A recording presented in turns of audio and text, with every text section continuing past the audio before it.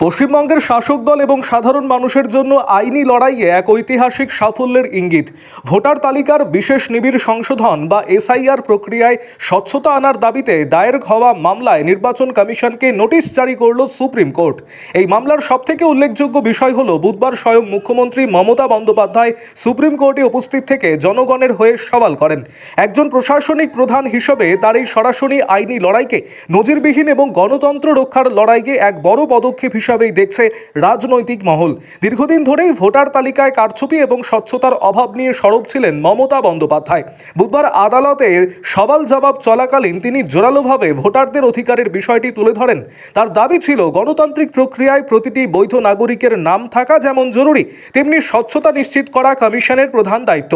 Voter তালিকার বিশেষ পরিমার্জন বা এসআইআর প্রক্রিয়ায় অনেক সময় বৈধ ভোটারদের নাম বাদ পড়ার অভিযোগ ওঠে। মমতা বন্দ্যোপাধ্যায়ের সওয়ালের মূল কেন্দ্রবিন্দু ছিল এই রিভিশন প্রক্রিয়ায় স্বচ্ছতা।